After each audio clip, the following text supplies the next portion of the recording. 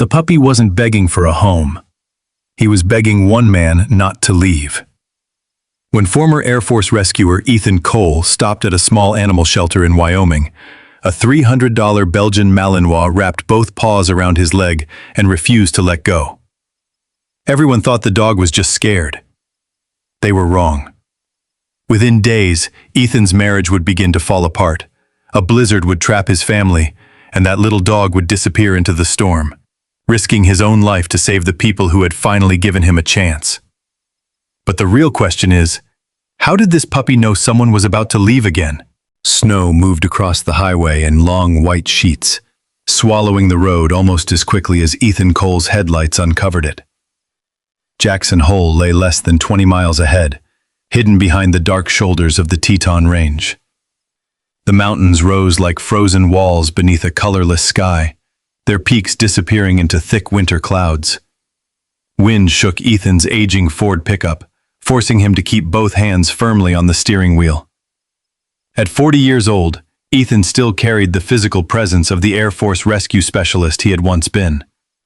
He stood 6 feet 2 inches tall, with broad shoulders, powerful arms, and a lean frame hardened by years of climbing mountains, carrying injured people, and surviving conditions that would have broken less disciplined men. His dark brown hair was cut short, though a few silver strands had begun to show near his temples.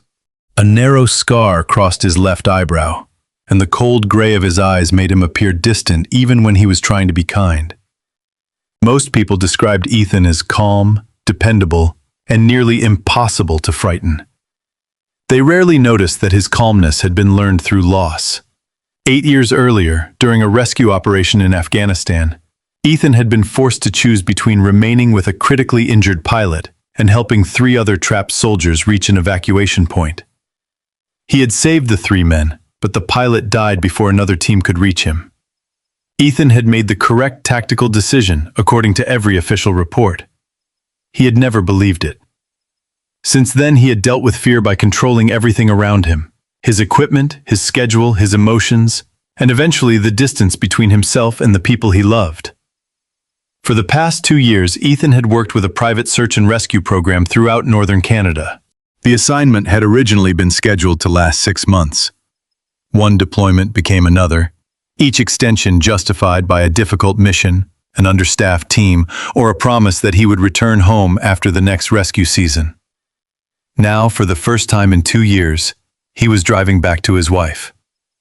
His phone rested in the cup holder beside him. The final message from Maya had arrived that morning. "Roads are getting worse. Drive carefully. I'll leave the porch light on."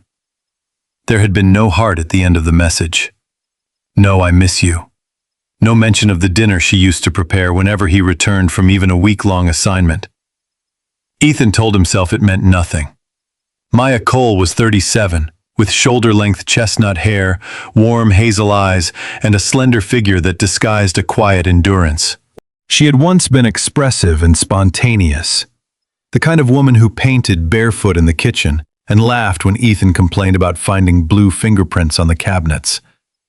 Her warmth had balanced his discipline, but 2 years of managing their isolated Wyoming home alone had changed her. During Ethan's absence, Maya had repaired broken pipes, negotiated insurance claims, cleared snow from the driveway, and transformed an unused room above the garage into a private art studio. Her landscape paintings had begun selling to galleries in Jackson and Salt Lake City.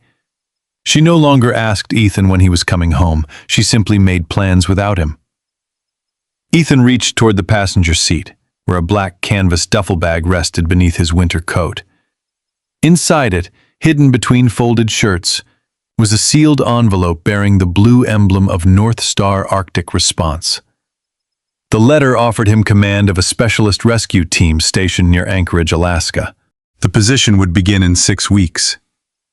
He had not told Maya. A sudden gust pushed the truck toward the edge of the road. Ethan corrected the wheel and leaned forward, searching through the snow. Ahead, a wooden sign emerged from the storm. "Teton Valley Animal Rescue, next right." He almost drove past it. Then a warning light flashed across the dashboard. Low tire pressure.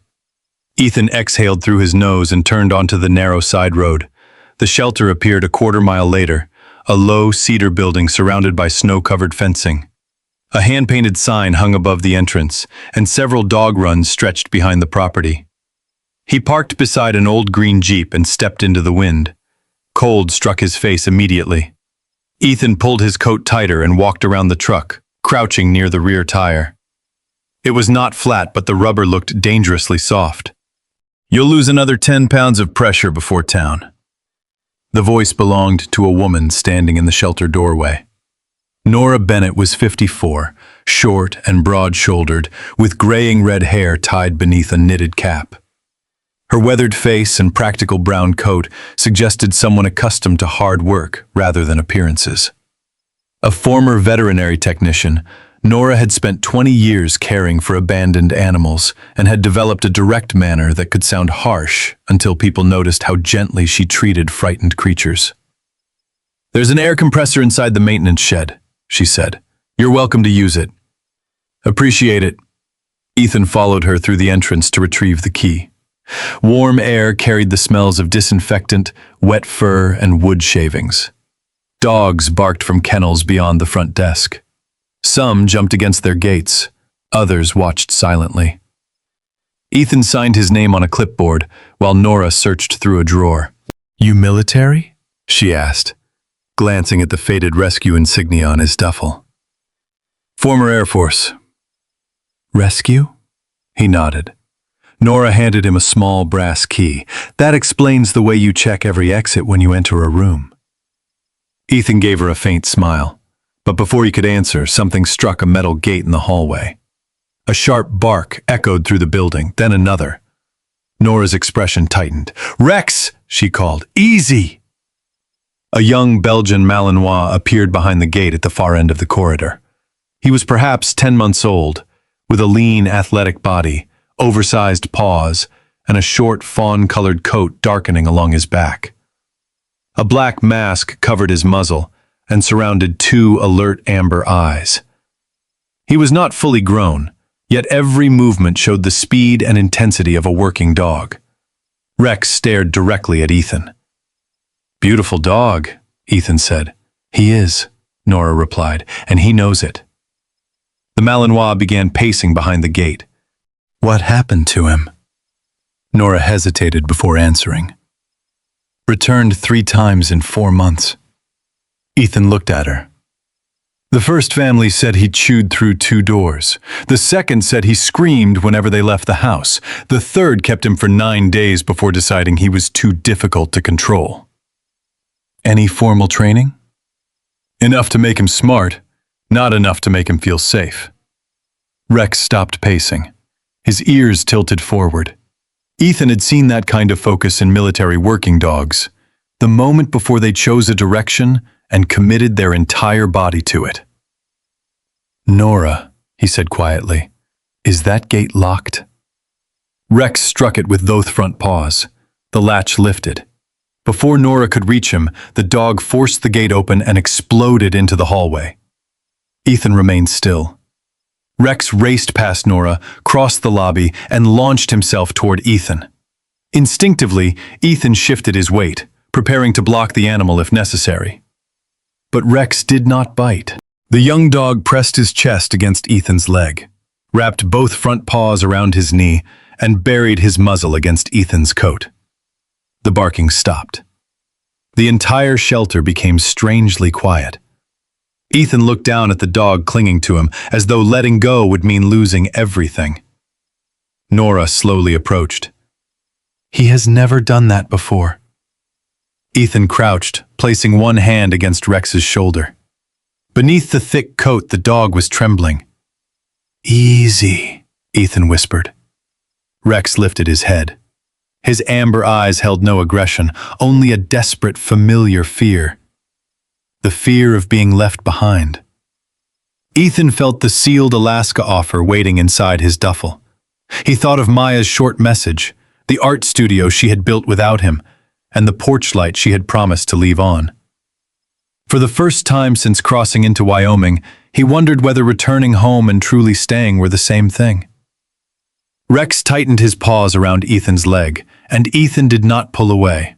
Less than an hour after Rex wrapped himself around Ethan's leg, the young Malinois was sitting in the passenger seat of the old Ford pickup, as if the decision had already been made for both of them.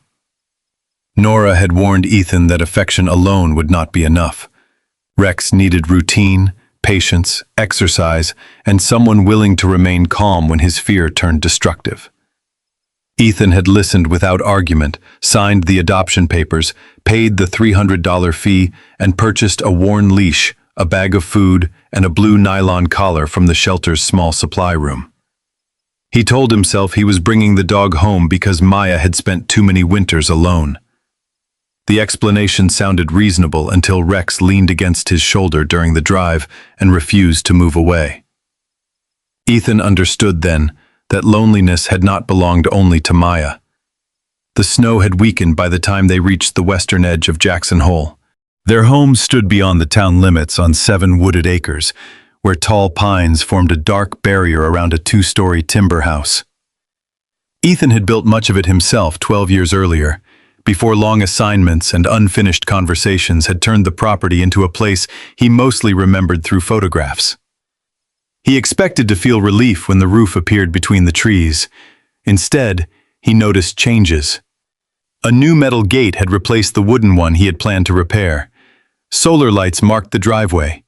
The old shed had been painted gray, and the broken gutter above the garage had been replaced. None of those changes were dramatic, but together they told him the same thing. Maya had stopped waiting for him to handle what needed to be done. The porch light glowed through the falling snow. Before Ethan could reach the steps, the front door opened, and Maya appeared beneath the warm yellow light. At 37, she still possessed the quiet beauty Ethan remembered, but time had sharpened it. Her chestnut hair was tied loosely at the back of her neck, with several strands falling around her face. She wore faded jeans, wool socks, and an oversized cream sweater marked with small streaks of blue and gold paint. Her hazel eyes had once revealed every emotion before she spoke. Now they were steadier and more guarded. 2 years of fixing problems alone had strengthened her posture and taught her not to depend on promises. She smiled when she saw Ethan, yet the smile arrived carefully, as though she had practiced it before opening the door. "You made it," she said. "I said I would."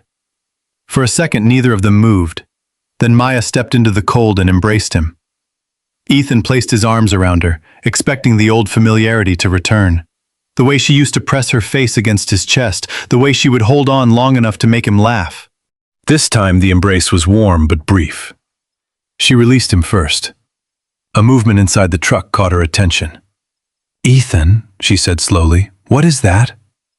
Rex had pushed his nose against the passenger window. His ears stood high, and his amber eyes followed Maya with intense concentration. "That," Ethan replied, "is an unexpected passenger." When he opened the door, Rex jumped into the snow, circled Ethan once, and immediately pressed against his leg. Maya's expression softened. She crouched several feet away rather than reaching for him, allowing the dog to study her. "Hello, handsome," she whispered. Rex leaned forward to smell her hand. After a moment, he touched his nose to her fingers. Maya looked up at Ethan. "What's his name?" "Rex." "Did he come with that name?" "Yes."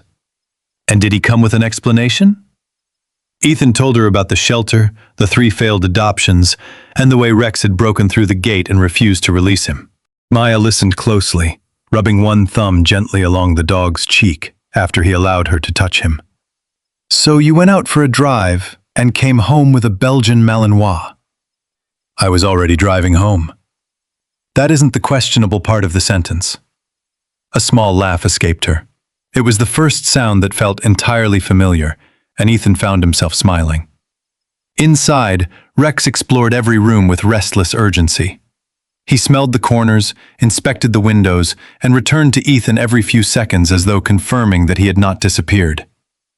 Maya filled a metal bowl with water while Ethan carried in his bags.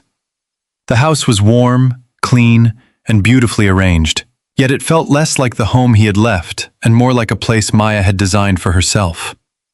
His heavy leather chair was gone from the living room. The framed rescue photographs had been moved from the fireplace to a narrow hallway. In their place hung one of Maya's paintings, a winter river beneath a pale moon, the water cutting through the snow like a road leading somewhere beyond the mountains. "You changed the room," Ethan said. Maya set the bowl on the floor. "I needed more light for photographing paintings." "It looks good. Thank you." The politeness of the exchange unsettled him more than anger would have. He carried his duffel upstairs and entered their bedroom. Half of the closet had been emptied. Maya's clothes now occupied only one section, while several shelves stood bare. On the dresser sat 2 cardboard boxes containing brushes, sketchbooks, and wrapped canvases. Each box bore a printed label: Jackson Arts District, Unit 214. Ethan heard Maya coming up the stairs and stepped away from the boxes before she entered. "I turned the room above the garage into a studio," she said, noticing where he had been looking. "The light is better there." "What's Unit 214? Her eyes shifted briefly toward the label. "A storage space in town." "For your paintings?" "For some of them." The answer was technically complete, but Ethan recognized the pause before it. He had spent years questioning frightened witnesses and injured climbers.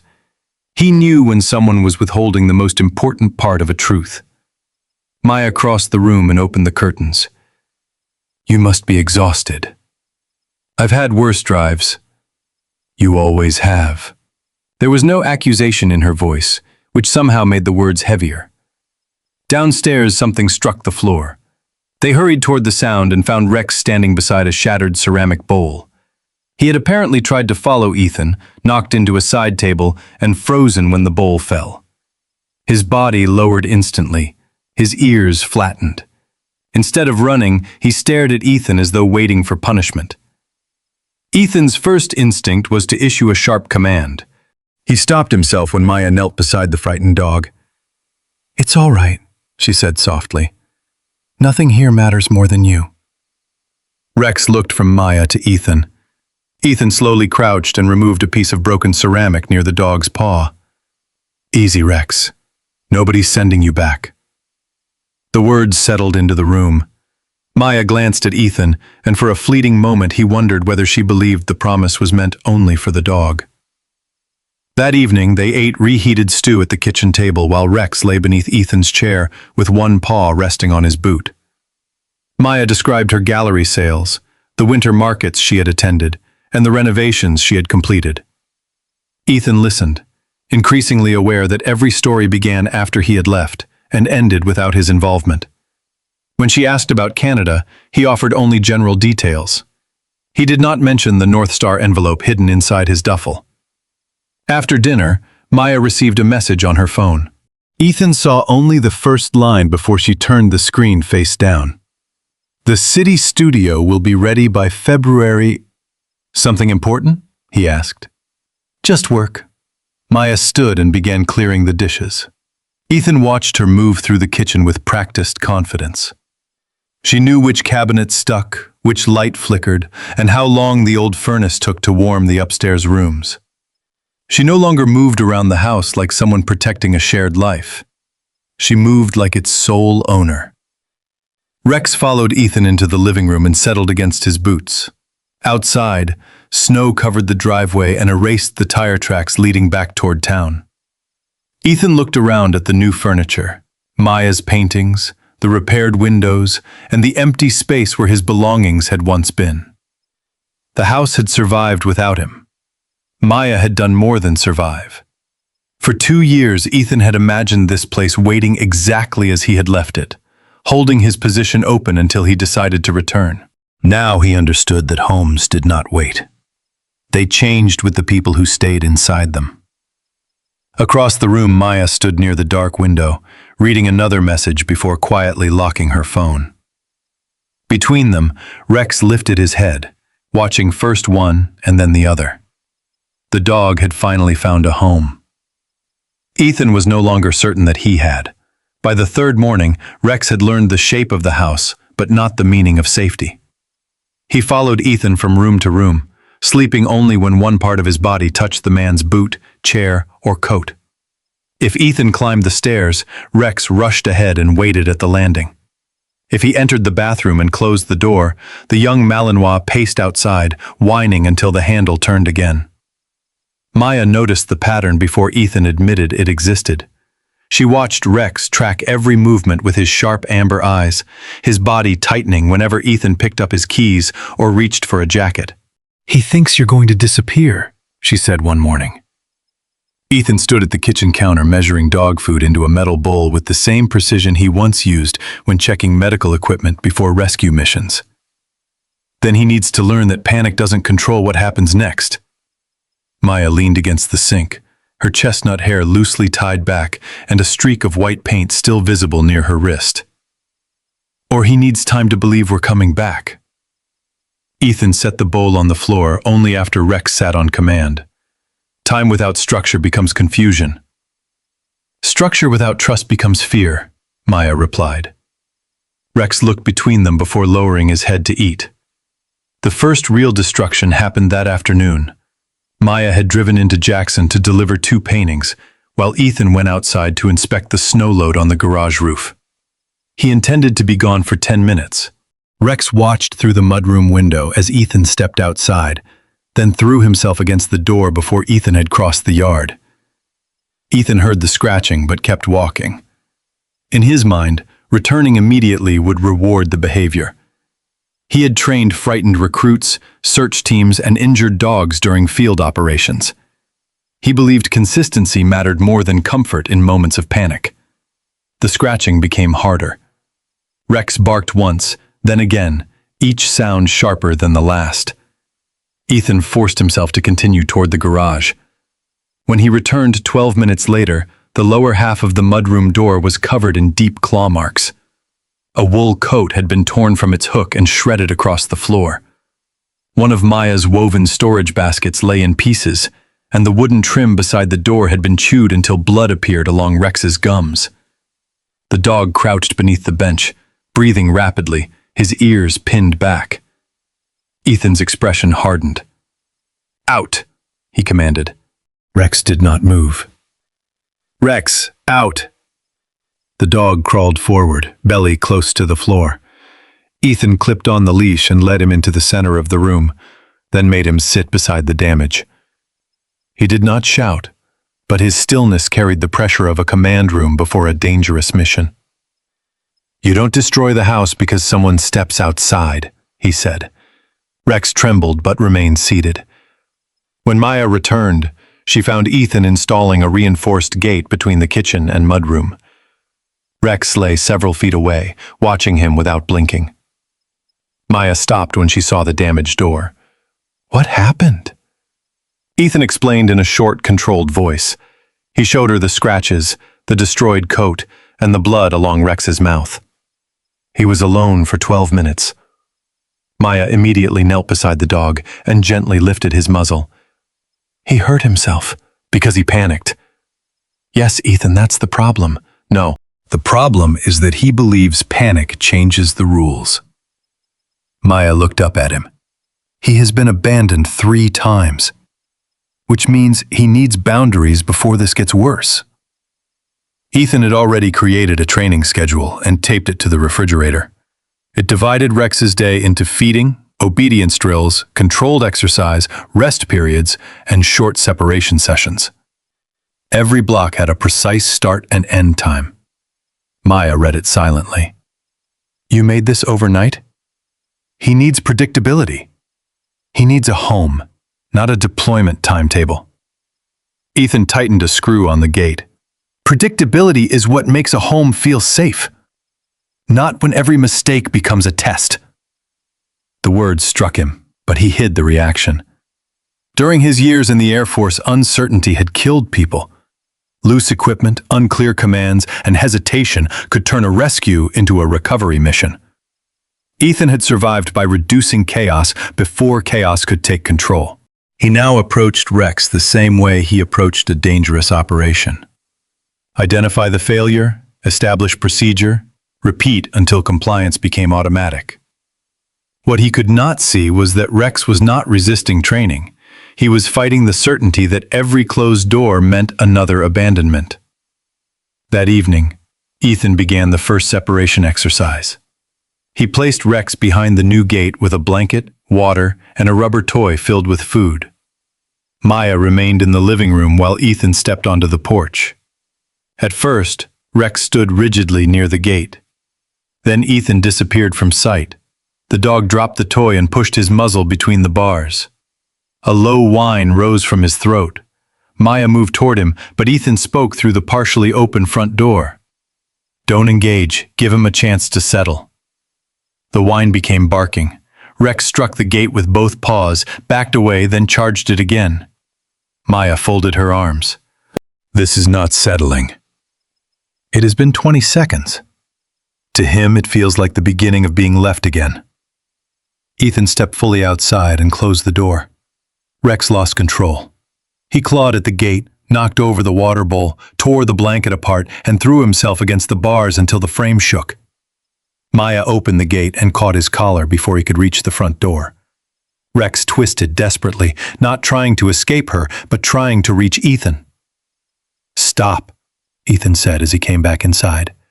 "You just taught him that panic opens the gate." Maya released the collar only after Rex pressed against her knees. "And you were teaching him that nobody listens until he hurts himself." The argument that followed was quiet, which made it more dangerous. Ethan accused Maya of reinforcing fear. Maya accused Ethan of treating fear like disobedience. Ethan insisted that affection without discipline would make Rex unstable. Maya replied that discipline without understanding would make him obedient on the outside and terrified underneath. Rex stood between them, wet paws on the floor, and pieces of his blanket scattered behind him. Over the next several days, the house became a record of their disagreement. Rex chewed the corner of a kitchen cabinet when Ethan went upstairs. He pulled books from a low shelf when Maya stepped into the garage. He clawed at the bedroom door whenever both of them were out of sight. Ethan responded by increasing exercise, adding commands, controlling access to rooms, and correcting every unwanted behavior immediately. He moved Rex's food bowl by inches if the dog broke position.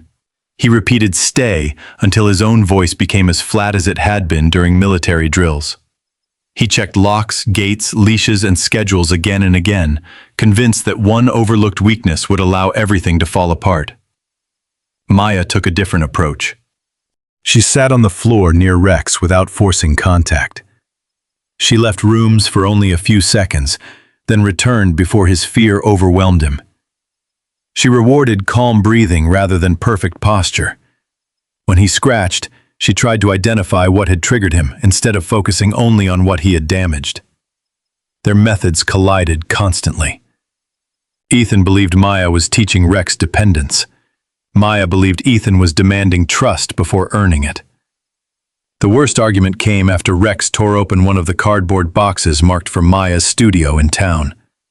Several rolled canvases fell across the floor, and one painting suffered a long scratch through its winter sky. Ethan found Rex standing over the damage and immediately took control of his collar. "Place," he ordered, directing the dog toward a mat near the wall.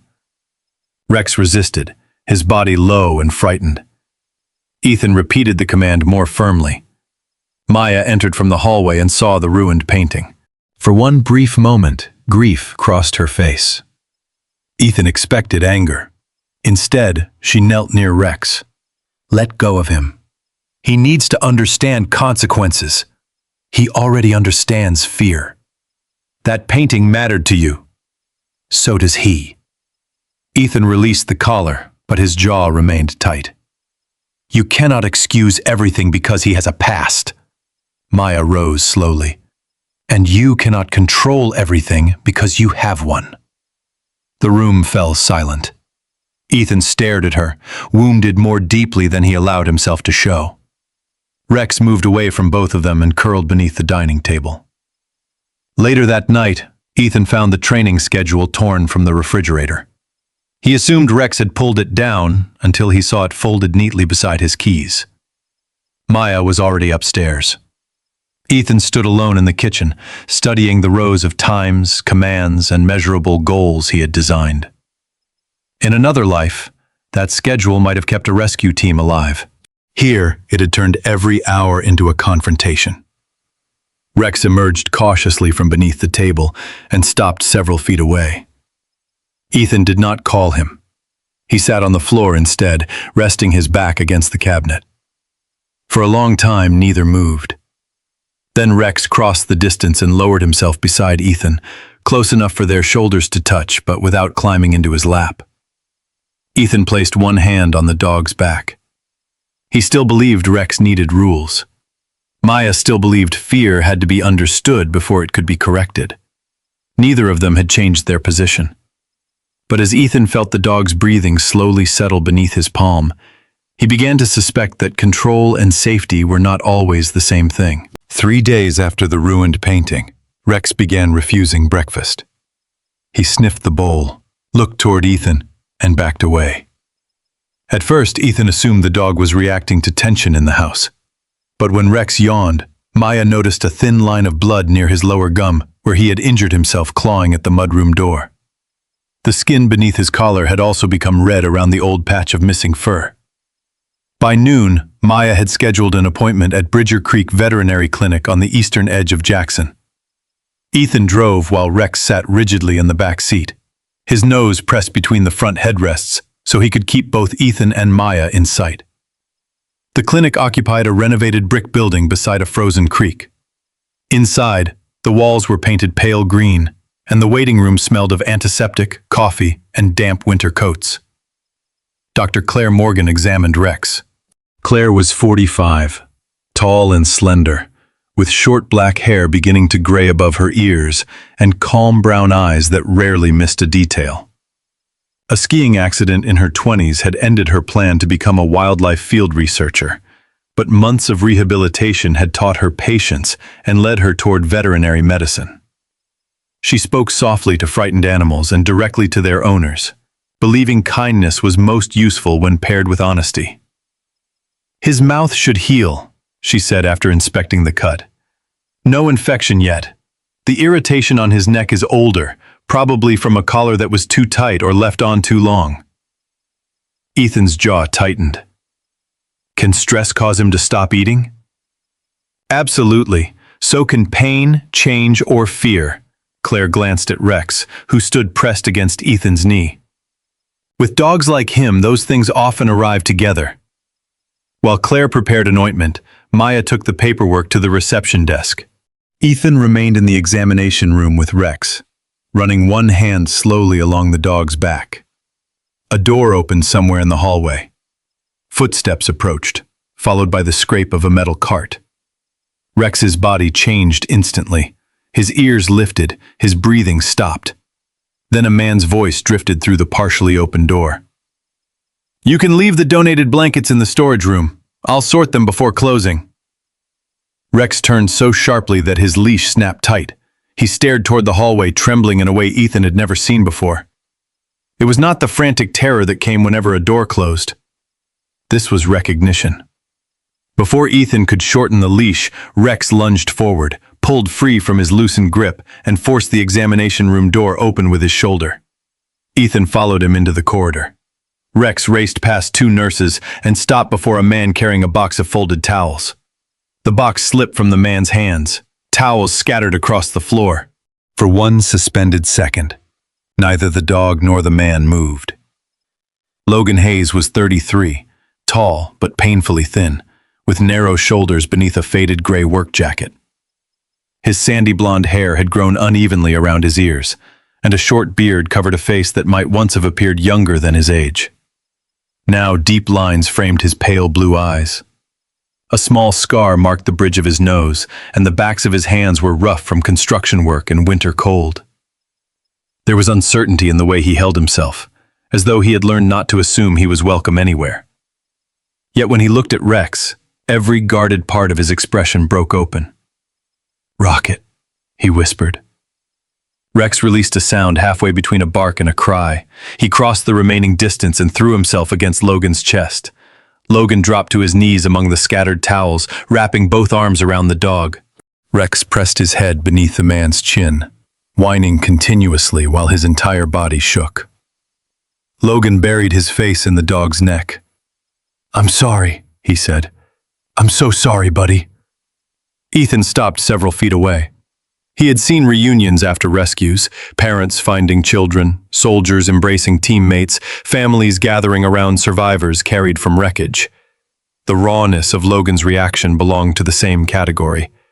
This was not a former owner casually recognizing an old pet. This was someone meeting a piece of his life he had believed he had lost forever. Maya and Claire entered the hallway behind Ethan. Claire looked from Logan to Rex and seemed to understand immediately.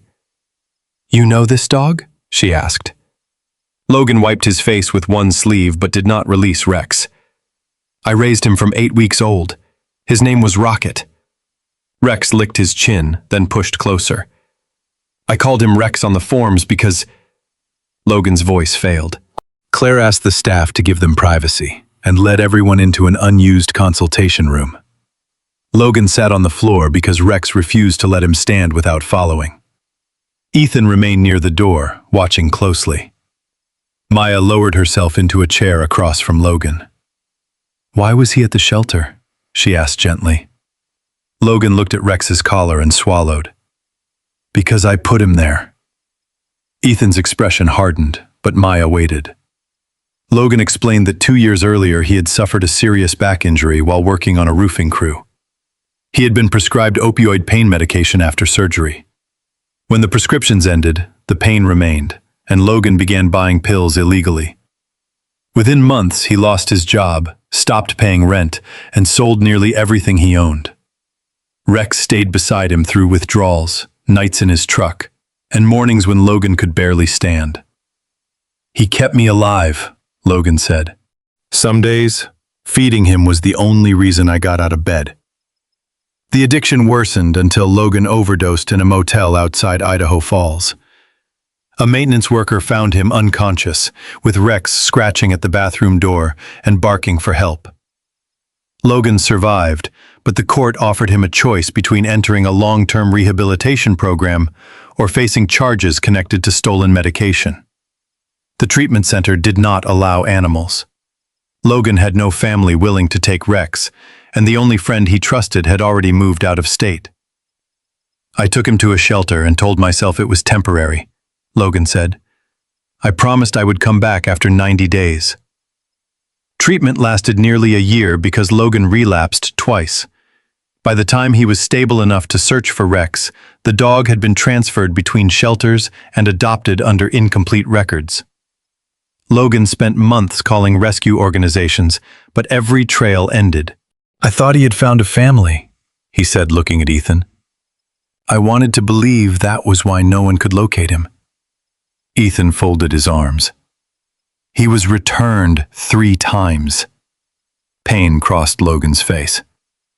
"Then he spent all that time thinking I left because of him." Rex rested his head on Logan's thigh, his eyes half closed for the first time since arriving at the clinic. Maya noticed the change too. "He panics whenever Ethan leaves," she said. "He claws doors, destroys things, sometimes hurts himself." Logan nodded slowly. "He did that after I started disappearing for pills. At first, I punished him for tearing things up. I thought he was being difficult." His hand tightened around Rex's collar. "But every time I walked out, he didn't know whether I'd return sober, return sick, or return at all." Ethan's voice remained controlled. "He still needs boundaries." "Yes," Logan said, "he does." The agreement surprised Ethan. Logan looked directly at him. "But don't punish his fear." The room became still. "Correct what he does," Logan continued, "but understand why he does it. If you only teach him that scratching is wrong, he'll still believe the door means abandonment. He'll just learn to panic quietly." Ethan felt Maya's eyes on him. He disliked being instructed by a man whose choices had caused much of Rex's pain, yet Logan was not excusing himself. Every sentence carried responsibility rather than defense. Ethan asked the question no one else had voiced. "Do you want him back?" Logan looked down at Rex. The dog raised his head at the sound of his breathing. For several seconds, Logan appeared torn between instinct and honesty. Every part of me wants to say yes, he admitted. But I live in a recovery residence. I work temporary construction jobs and I've been sober 11 months. I'm rebuilding, but I'm not ready to promise him stability. He stroked Rex's face. Loving him doesn't automatically make me the safest home. Maya's expression softened. Ethan's suspicion eased, though it did not disappear completely. Logan asked whether he could visit Rex again someday, only if Ethan and Maya believed it would help rather than confuse him. Ethan did not answer immediately. Rex had shifted until one side of his body touched Logan and the other rested against Ethan's boot, physically connecting the man who had lost him with the man he had chosen at the shelter. Before they left, Logan knelt beside Rex near the clinic entrance. He pressed his forehead against the dog's and whispered something Ethan could not hear. Rex whined but did not resist when Ethan took the leash. Logan stood with both hands buried in his jacket pockets, his thin frame silhouetted against the snowy window. "He doesn't need perfect people," Logan said. "He needs people who tell the truth and come back when they say they will." Ethan felt the hidden Alaska offer like a weight inside his coat, though the envelope was miles away. Maya thanked Logan and walked Rex toward the truck. Ethan remained for one final moment. 11 months is not nothing, he said. Logan gave a tired, grateful nod. Outside, Rex looked back through the clinic doors until Logan disappeared from view. During the drive home, the dog lay quietly across the back seat, his muzzle resting between Ethan and Maya. Neither of them spoke. Logan's warning traveled with them through the snow. Do not punish the fear. For Ethan, the words were no longer only about Rex. The drive home from the veterinary clinic should have brought relief. Rex had finally seen Logan again. Logan had survived long enough to apologize, and Ethan had been given an explanation for the dog's terror that no training manual could provide. Instead, silence followed them through the snow-covered roads of Jackson Hole. Rex lay across the back seat with his muzzle between the two front seats, watching Ethan and Maya as though he understood that Logan's warning had unsettled them both. Do not punish his fear. Tell the truth. Come back when you say you will. Ethan kept both hands on the wheel. Maya watched the mountains disappear behind thickening clouds. Neither mentioned the envelope from North Star Arctic Response, though Ethan felt its existence pressing against every unfinished sentence between them. The storm arrived 2 nights later. Wind rolled down from the Tetons shortly after sunset, shaking the windows and carrying snow across the property in dense horizontal waves. The Weather Service warned residents to avoid unnecessary travel, but Maya stood in the upstairs bedroom packing brushes, sketchbooks, and folded clothing into a cardboard box. Ethan found her sealing it with tape. Rex stood in the doorway, shifting uneasily between them. "You're moving more paintings into storage?" Ethan asked. Maya did not look up. "Not storage." Ethan's attention moved to the printed label on the box. Jackson Arts District, Unit 214. "What is Unit 214? Maya pressed the tape flat. "A studio." "You already have a studio above the garage." "This one is in town." "For exhibitions?" "For living and working." The wind struck the side of the house with a deep wooden groan. Ethan stared at her. "Living?" Maya finally met his eyes. Her hazel gaze remained steady, but the hand holding the tape trembled slightly. "There's a small apartment attached to it." "You rented an apartment without telling me?" "I signed the lease 6 weeks ago." "Before I came home?" "Yes." Rex moved closer to Maya, then looked toward Ethan. He lowered his voice. "Were you planning to leave?" "I was planning to stop living as though my life had to remain paused until you decided to return." "I came back." "You arrived, Ethan. That is not the same thing." The sentence cut through him because it echoed the thought Rex had already forced him to confront. Returning and staying were different promises. Ethan stepped farther into the room. "How long were you going to keep this secret?" Maya laughed once, without humor. That is an interesting question coming from you. His expression hardened. What does that mean? It means you have checked your duffel bag every night since you came home. Ethan said nothing. I saw the envelope, Maya continued. North Star Arctic Response, Anchorage. Rex began pacing near the bed. You opened it? I didn't need to. The return address was enough. It's only an offer. Is it? I haven't accepted, but you wanted the option available before telling me. Ethan felt the old instinct rise. The need to slow the discussion, define the facts, control the direction before emotion made the situation unpredictable. We should talk about this when the storm passes. Maya stared at him in disbelief. You always do that. Do what? Turn every painful conversation into a problem that can be scheduled later. The weather is getting worse. The weather has been getting worse for 2 years. Rex whined and moved toward the hallway, but neither of them stopped. Ethan folded his arms.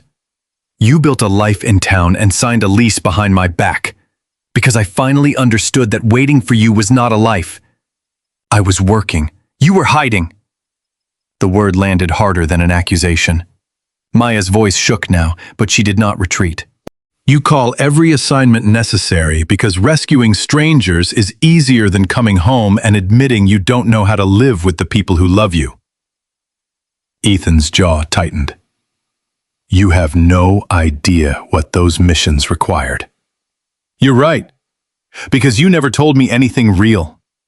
You gave me weather reports, flight numbers, and departure dates. You told me when people died only after you had turned it into a story with no feelings left inside it. That was to protect you. No, it was to protect you from needing me. A gust rattled the bedroom window. Somewhere downstairs, a loose object struck the porch railing. Ethan turned away, focusing on the sound. We need to check the generator. Maya stepped in front of him. There, you're doing it again. The power could fail. And you would rather inspect every machine in this house than answer one question honestly. What question? Why are you already preparing to leave again? Ethan looked at her but could not immediately answer. He could have spoken about the salary, the danger, the shortage of experienced rescue commanders in Alaska.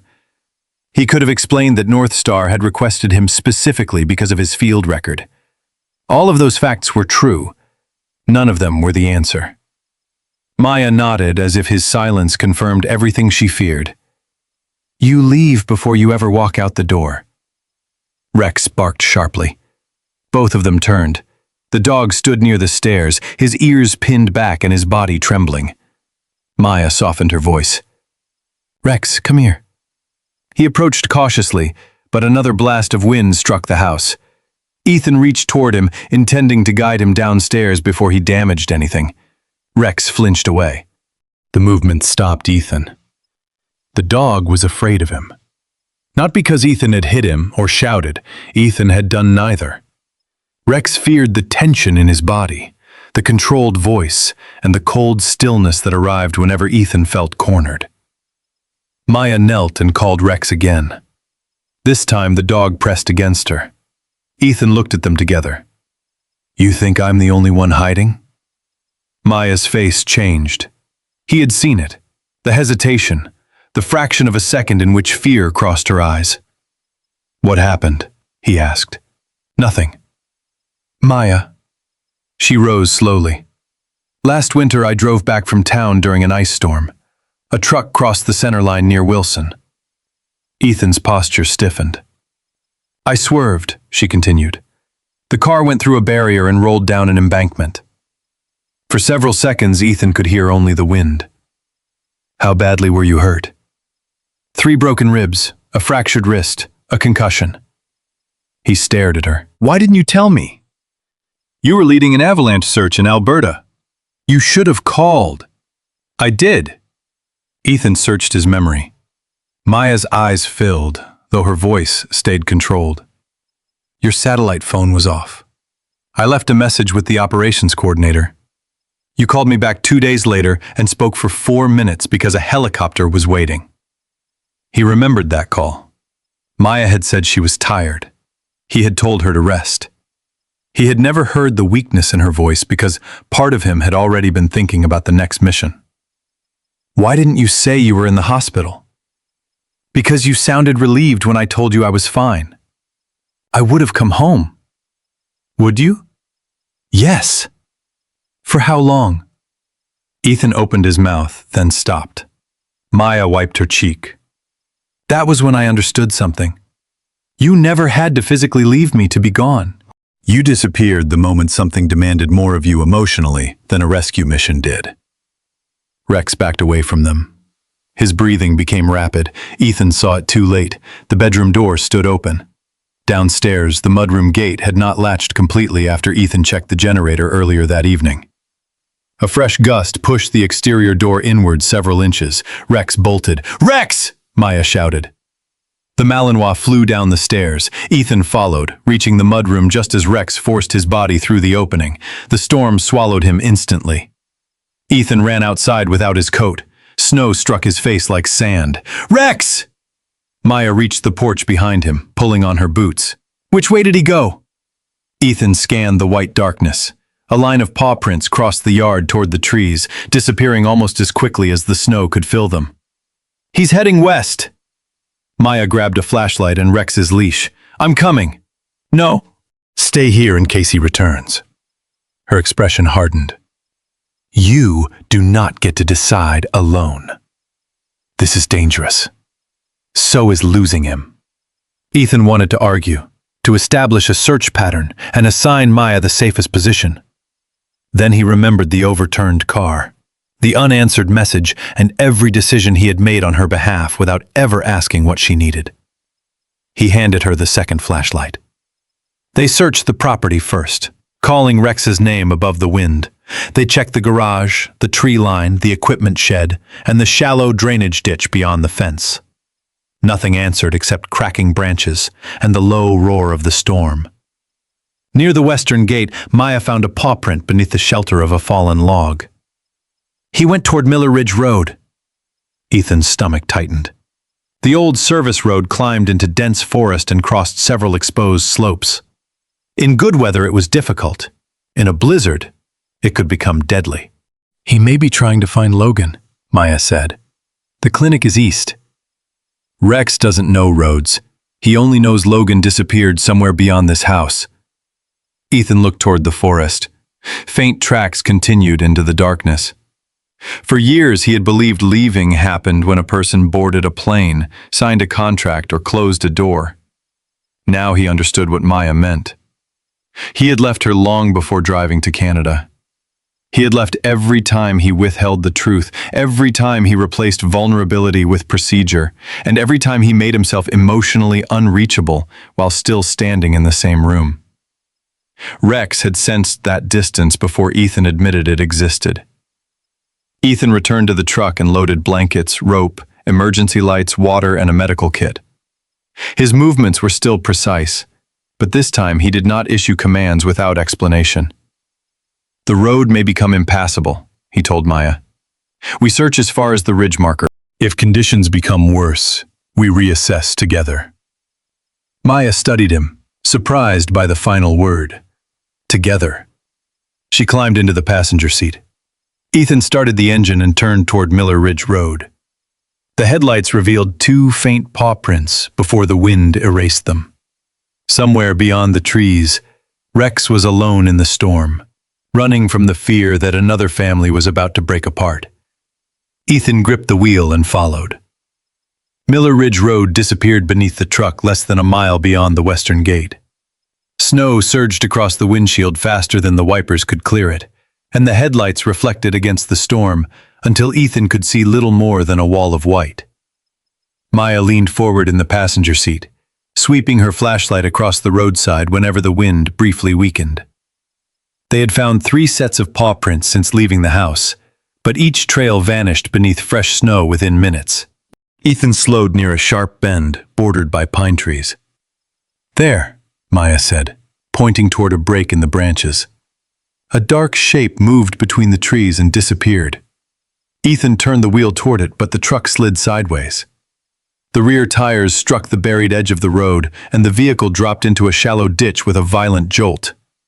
Maya's shoulder hit the door. The engine continued running, but the tires spun uselessly beneath the snow. Ethan shifted into reverse, tried twice, then stopped before digging them deeper. "We walk from here," he said.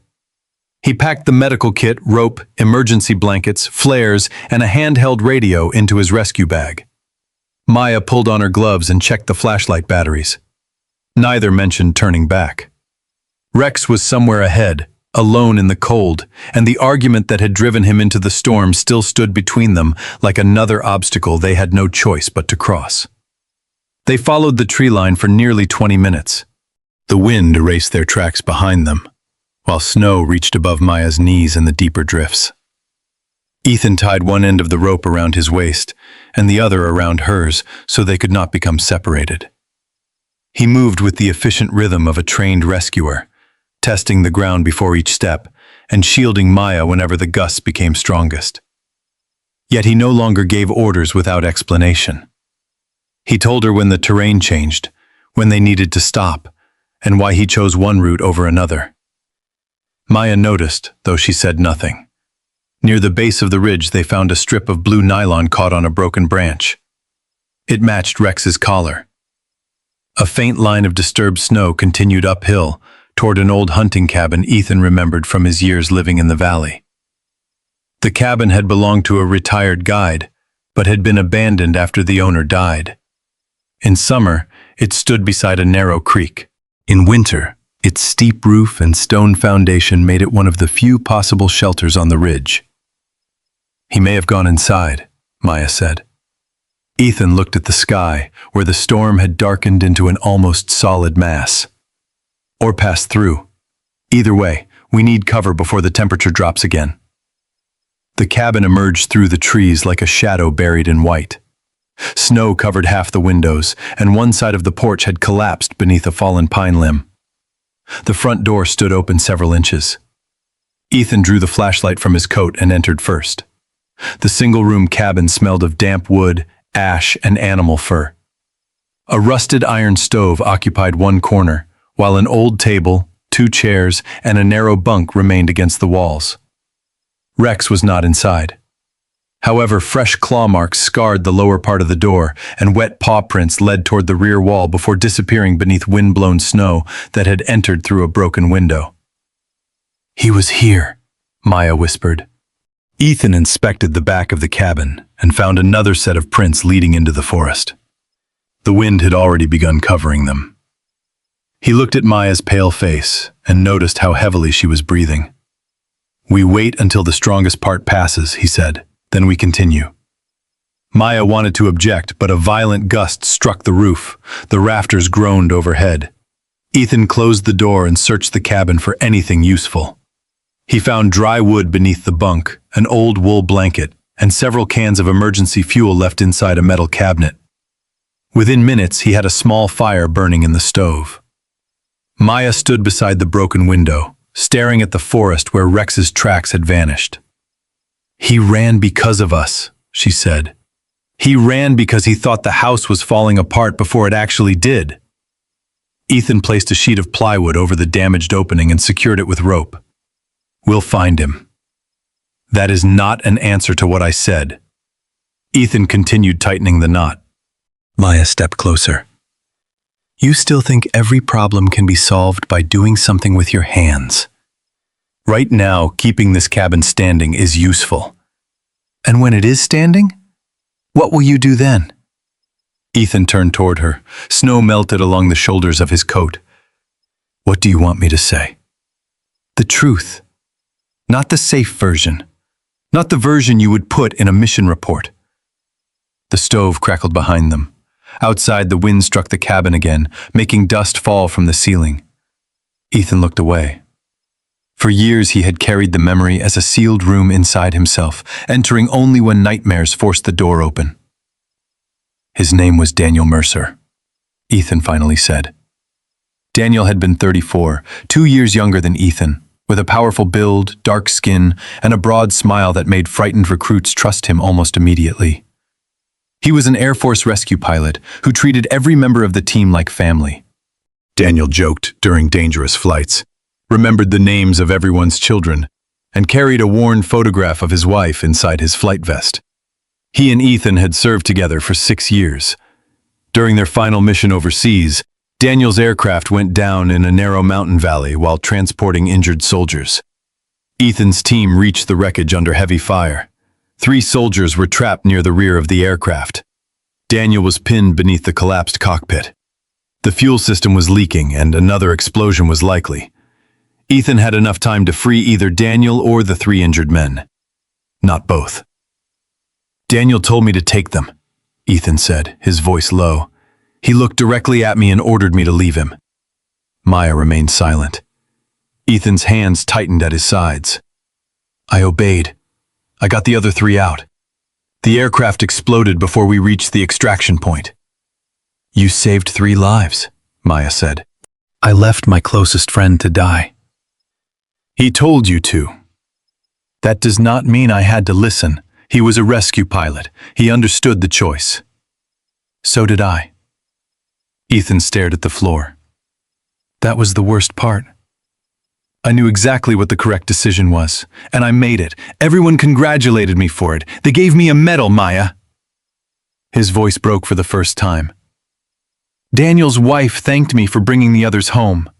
She had no idea that part of me kept wondering whether I chose them because saving 3 men looked better than dying beside one." Maya crossed the space between them but stopped before touching him. Ethan continued, compelled now by years of silence. "Every time a rescue unit asked for me after that, I went. Canada, Montana, Alberta, now Alaska. I kept thinking that if I saved enough people, eventually the number would balance. Daniel's death would stop feeling like a debt." "That is why you want the Alaska job," Maya said. Ethan nodded. "North Star operates near some of the most dangerous routes in the state. Avalanches, aircraft crashes, remote extractions. They need someone with my experience." "You mean they need someone willing to keep punishing himself?" The words would once have made him defensive. Inside the unstable cabin, with Rex missing and the storm pressing against every wall, Ethan no longer had the strength to turn pain into anger. "Maybe," he admitted. "When I am on a mission, I know what I am supposed to do. At home, I look at you and see every promise I failed to keep. Leaving becomes easier before I even pack."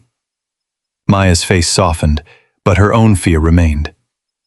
"I was going to leave after the winter exhibition." Ethan looked up.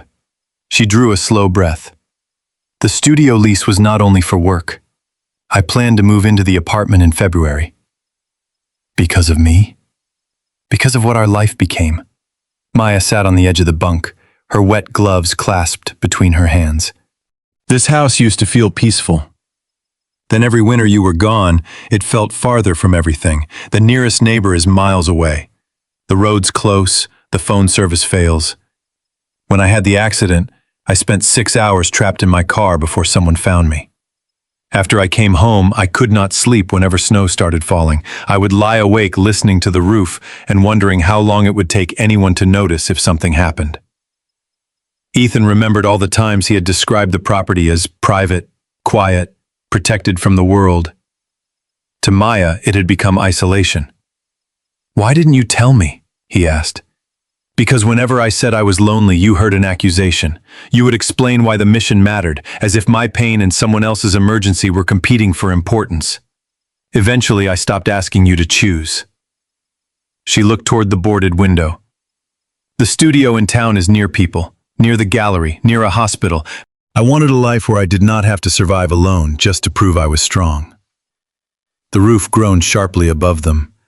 Ethan's instincts reacted before thought. He looked upward and saw the central support beam bending under the accumulating snow. "Move!" He reached Maya as the western half of the roof collapsed. Timber cracked like gunfire.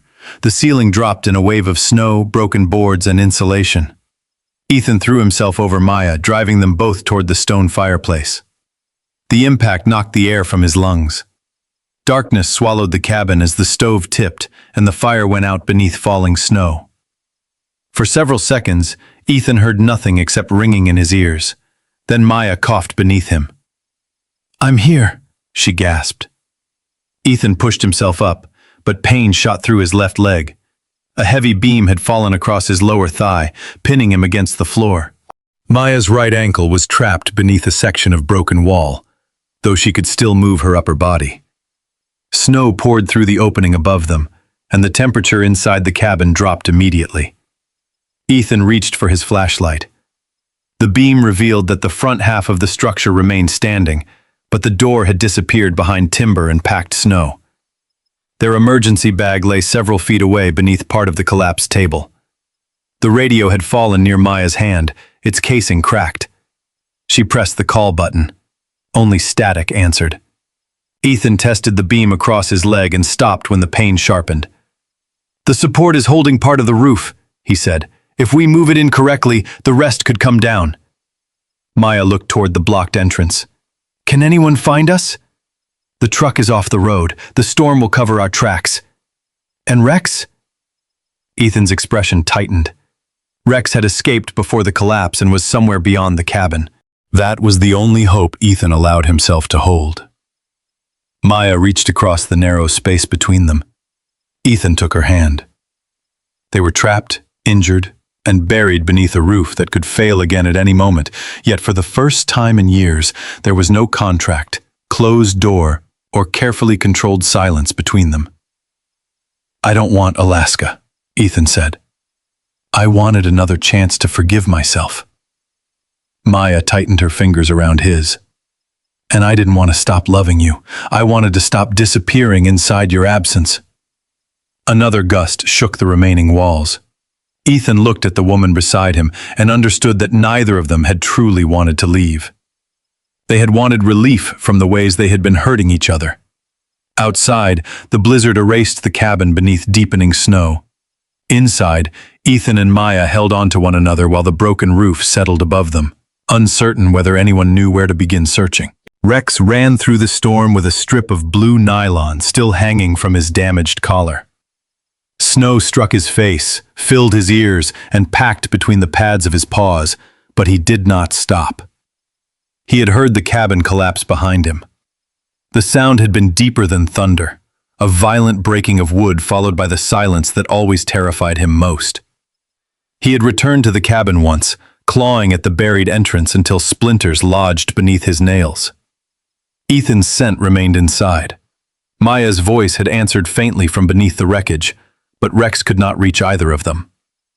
For several minutes he circled the structure, barking into the wind and digging at every opening.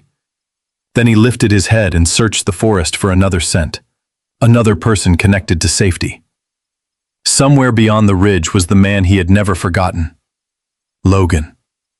Rex turned away from the cabin and ran. Inside the wreckage, Ethan fought to remain conscious.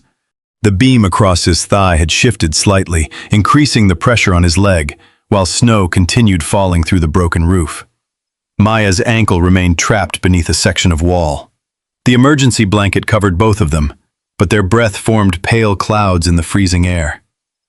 Ethan had managed to reach the medical kit with a length of broken chair leg, yet most of the supplies were useless while they remained pinned. "We need to keep talking," he told Maya. His voice sounded weaker than he intended. "About what?" she asked. "Anything that keeps us awake." Maya looked toward the narrow opening above them. "Tell me Rex got away." Ethan listened to the storm. He had heard the dog barking after the collapse, then scratching near the rear wall. Now there was nothing. "He got out," Ethan said. "He's smart." Smart enough to find help? Ethan remembered Rex forcing open the shelter gate, recognizing Logan's voice through a closed door, and studying every exit in their home. "Smart enough to know people are connected," he replied. It was the only answer he could give without making a promise he could not control. Nearly 4 miles away, Logan Hayes was locking the rear door of Bridger Creek Veterinary Clinic when he heard something strike the outside wall. The clinic had closed early because of the blizzard, but Logan had stayed to secure the donated supplies and help move several recovering animals away from the windows. At 33, he remained tall and thin from years of addiction and slow recovery, though 11 months of sobriety had begun returning strength to his shoulders. His sandy blonde hair curled damply beneath a wool cap, and his pale blue eyes still carried the caution of a man rebuilding his life, one choice at a time. Logan had become dependable in small, deliberate ways. He arrived early, accepted work others avoided, and never promised more than he could deliver. He had learned that trust returned slowly, much like health. The sound came again, a scrape followed by a broken bark. Logan opened the door and found Rex collapsed against the steps. "Rocket!" Rex lifted his head. Snow covered his back, and blood marked 2 paws where ice had cut the skin. The moment he saw Logan, he struggled upright, seized the sleeve of Logan's jacket, and pulled toward the parking lot. Logan knelt. "What happened? Where are they?" Rex released the sleeve, ran several steps into the storm, then returned and barked directly into Logan's face. He repeated the movement twice. Logan understood. He brought Rex inside long enough to wrap the damaged paws, then called emergency dispatch. The signal failed twice before the call connected. Logan reported that Ethan and Maya Cole were missing near Miller Ridge Road, and that their dog had returned alone from the direction of the old hunting cabin. He was told county search and rescue teams were already responding to abandoned vehicles and power failures throughout the valley. The dispatcher instructed him to remain at the clinic. Rex refused. The dog paced between the entrance and Logan, whining each time Logan stepped away from the door. Logan looked toward the locked medication room at the end of the hallway. The stress had awakened an old voice inside him, the promise that one pill could quiet fear, that he could become numb long enough to survive the night. His hands began to shake. During recovery, his counselors had warned him that panic and guilt could become stronger triggers than physical pain. Logan pressed one hand into his pocket and closed his fingers around the small brass sobriety coin he carried everywhere. 11 months. He had spent 11 months learning not to disappear when life became unbearable. Rex seized his sleeve again. "I'm here," Logan whispered. "I'm not leaving this time." 20 minutes later, headlights cut through the storm. A Teton County rescue truck stopped outside the clinic, followed by a tracked utility vehicle carrying climbing equipment and medical supplies. The team leader, Mara Ellison, entered first. Mara was 42, medium height, and compactly built, with dark hair braided tightly beneath a red rescue helmet. A pale burn scar crossed the back of her right hand from a cabin fire early in her career. The accident had taught her never to underestimate damaged structures or the civilians desperate to enter them. She spoke with controlled authority and listened before making decisions, a habit that made volunteers trust her even when she refused their requests. "You're Logan Hayes?" she asked. "Yes." Rex came from Miller Ridge. "You saw the Coles go there?" "No, but the dog did. He was with them." Mara crouched near Rex. The Malinois immediately moved toward the door, then looked back at Logan. "The old hunting cabin is beyond the North Service Trail," Logan said. "I worked on its roof years ago. There's a drainage route below the ridge that stays protected from the worst wind." Mara studied him. "You're not trained for this weather. I know the cabin, and the dog won't leave without me. You could become another person we need to rescue." Logan looked down at Rex. "Then clip me to someone. But he came here because he believes I can take him back." Mara watched Rex move from Logan to the rescue vehicle and back again. Finally, she handed Logan a harness. "You stay connected to my deputy at all times. You follow every instruction immediately." Logan nodded. "Understood." The rescue team traveled as far as the blocked service road allowed, then continued on snowshoes. Rex pulled ahead on a long tracking line, stopping only when the team fell behind. Logan remained attached to Mara's deputy, his breathing harsh from the climb. Twice, memories of withdrawal and failure flooded him so intensely that he nearly asked to turn back. Each time, Rex looked over his shoulder and waited. The dog was not choosing between Logan and Ethan. He was trusting one man to help him save another. Near the ridge marker, they found Ethan's truck buried in the ditch. Mara inspected the supplies missing from the rear compartment. "They continued on foot," she said. Rex dragged them toward the tree line. A piece of rope remained caught on a branch, followed by a partially covered boot print and the broken strip from Rex's collar. The evidence confirmed the route. When the collapsed cabin appeared through the snow, Rex began barking frantically. He rushed to the rear wall and dug at a narrow gap beneath the fallen roof. Logan dropped beside him and shouted, "Ethan! Maya!"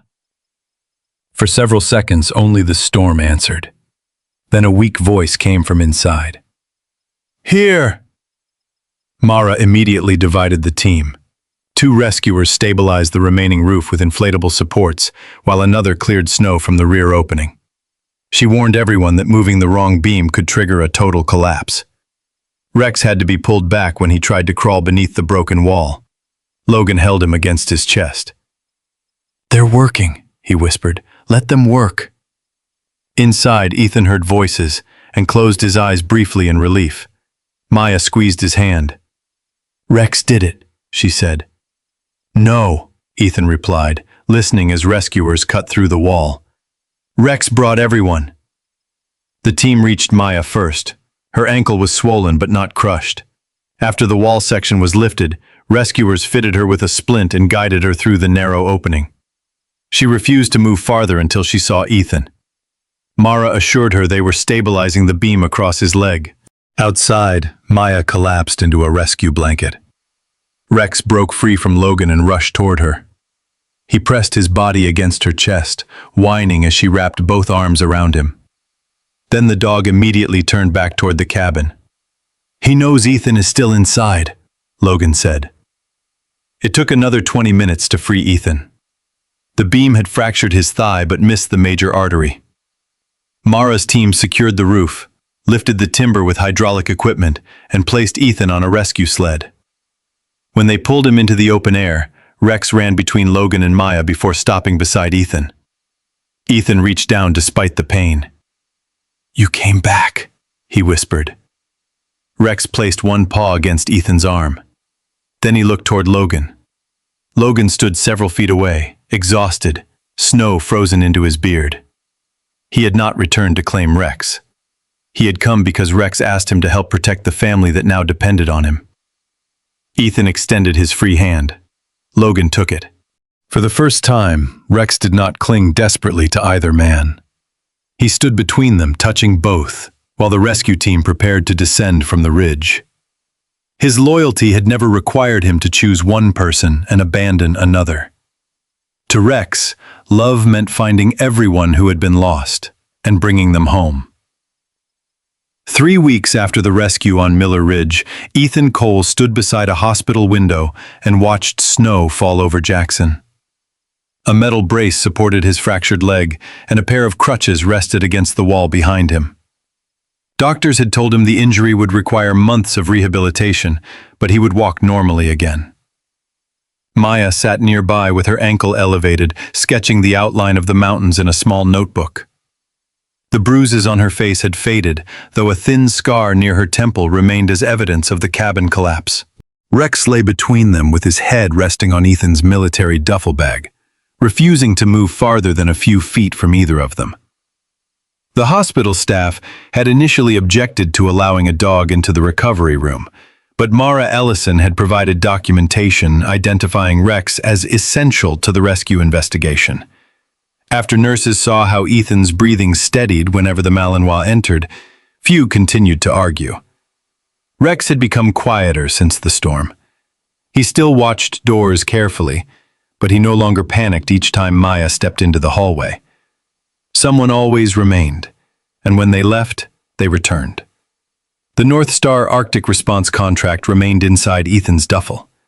For days he had avoided opening it. The offer still represented everything he once believed he needed: dangerous work, measurable purpose, and another opportunity to repay a debt that had never truly been his. On the morning he was discharged, Ethan finally removed the envelope and placed it on the hospital table. Maya stopped drawing but did not ask what he planned to do. She had spent too many years waiting for his decisions to determine the shape of her life. Ethan understood that staying would mean more than rejecting one assignment. It would require including her in every choice that followed. He called the North Star director while Maya listened. "I appreciate the offer," Ethan said, "but I won't be taking the Alaska position." The director reminded him that the team had requested him personally and offered to delay the starting date until his leg healed. Ethan looked at Maya, then down at Rex. "It isn't about the injury," he replied. "I've spent years believing I had to keep leaving in order to be useful. I was wrong." When the call ended, Ethan tore the contract in half. He did not feel trapped or diminished. For the first time since Daniel Mercer's death, turning away from a rescue mission felt like choosing life rather than abandoning duty. Returning to their isolated house was not an option. The storm had damaged the western side of the property, and the heavy snow had weakened part of the roof. More importantly, both Ethan and Maya now understood that repairing the building would not repair the life they had created inside it. They sold the land to a local conservation group that planned to restore the forest and prevent future development near the ridge. With the insurance settlement, they purchased a smaller cedar house 3 miles outside Jackson. It stood close enough to town for Maya to reach her studio in 10 minutes, and near enough to the county rescue station for Ethan to volunteer once his rehabilitation allowed it. The property had a wide fenced yard, a heated workshop, and neighbors visible through the trees. It offered privacy without isolation. Maya kept Unit 214, but she no longer treated the apartment as an escape route. It became a place where she painted during the day, held small classes on weekends, and occasionally slept when late winter exhibitions kept her in town. The decision belonged to her, not to fear. Ethan learned not to interpret her independence as rejection. Their marriage did not heal through one dramatic promise. It healed through smaller choices repeated every day. Ethan attended grief counseling and finally spoke Daniel's name without turning the memory into a tactical report. He contacted Daniel's widow and admitted that he had spent 8 years questioning the decision Daniel had ordered him to make. She told Ethan something he had never allowed himself to believe. Daniel had trusted him to save the 3 men because he knew Ethan would carry out the rescue even while his heart was breaking. Maya joined Ethan for several counseling sessions. But she also continued working with a therapist on her fear of winter roads and her habit of minimizing her own pain. She no longer said she was fine simply to prevent others from worrying. Ethan no longer accepted fine when her eyes told him otherwise. They developed a rule for difficult conversations. Neither person could leave the room without saying when they would return. Rex usually sat between them during those conversations, watching both faces until the tension eased. Logan Hayes also became part of their new life. After the Miller Ridge rescue, Mara offered him paid maintenance work at the county rescue station. At first, Logan repaired equipment, organized emergency supplies, and cleaned vehicles after missions. His careful attention and knowledge of mountain construction soon made him valuable to the team. He began studying for a wilderness first response certification, determined to become someone others could depend on during the moments when fear encouraged people to run. Logan remained lean, and the years of addiction still showed in the lines around his pale blue eyes, but strength gradually returned to his posture. He reached 1 full year of sobriety in early spring. Ethan, Maya, Mara, and Rex attended the small recovery meeting where Logan received his anniversary coin. Rex sat beside Logan throughout the ceremony, one paw resting on the man's boot. Logan visited Rex every other Sunday. At first, Ethan worried the meetings might confuse the dog.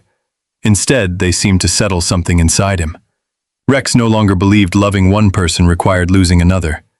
He greeted Logan with wild excitement, ran beside him through the yard, and then returned to Ethan and Maya without fear. Logan never referred to Rex as belonging to him.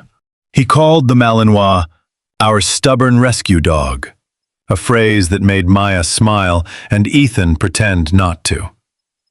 Some afternoons, Logan helped Ethan rebuild strength in his injured leg by walking the wooded trail behind the new house. Rex moved between them, checking each man as though conducting his own head count.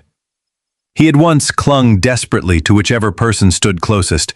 Now he trusted that the people he loved could move apart and still come back together. By summer, Ethan could walk without crutches. He declined several offers from private rescue companies, but agreed to teach navigation, emergency medicine, and survival planning at the county station. The work allowed him to protect others without disappearing from his own life. Maya's paintings changed as well. Her earlier winter landscapes had often shown empty roads and distant houses surrounded by darkness. Her new collection featured windows glowing through storms, figures crossing bridges, and dogs standing at the edge of forests as if guiding someone home. One painting, titled "The Ones Who Return," showed a lone Malinois between two sets of footprints that converged beneath a rising sun. It sold before the exhibition opened, but Maya kept the original sketch above the fireplace. On the first anniversary of Rex's adoption, Ethan opened the last box from their former house. Inside lay his old Air Force rescue backpack. The faded black bag had traveled with him through deployments, mountain searches, and years of running toward emergencies while quietly running away from home. Its straps were worn, the fabric was scarred, and Daniel's initials remained written inside one pocket. Ethan sat on the living room floor holding it for a long time. Rex approached cautiously, smelled the bag, and placed one paw on it. Maya watched from the doorway.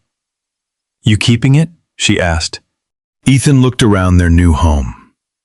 Maya's paintings hung beside photographs of Logan's sobriety ceremony and the rescue team at Miller Ridge. Rex's toys were scattered across the floor. Through the window, lights from the neighboring houses glowed between the trees. "Yes," Ethan said, "but not for another mission." He removed the buckles, folded the shoulder straps beneath the bag, and filled it with an old wool blanket. Rex circled the makeshift bed twice before lowering himself onto it. His body barely fit, but he rested his head across the faded Air Force emblem and released a deep, satisfied breath. That night, snow began falling over Jackson Hole again. Ethan checked the doors once, not twice, then turned off the porch light and joined Maya near the fireplace. Rex slept peacefully on the backpack that had once meant departure. It no longer waited beside the door. Neither did Ethan. Sometimes, God does not answer our prayers by removing the storm. Sometimes He sends someone into it to lead us home. Rex entered Ethan and Maya's lives as a frightened dog who believed every open door meant another goodbye. Yet through his loyalty, he reminded them that love is not proven by never making mistakes. It is proven by returning, telling the truth, offering forgiveness, and choosing to stay when walking away would be easier. Perhaps the people and animals God places in our path are never there by accident. Sometimes the one we believe we are rescuing becomes the very soul that saves us. What did Rex's journey mean to you? Do you believe God sometimes uses animals to guide, protect, or heal us? Share your thoughts in the comments and tell us where you are watching from. Your story may be exactly what someone else needs to read today. Please like this video and subscribe to the channel so you do not miss the next powerful stories about loyalty, courage, faith, and second chances.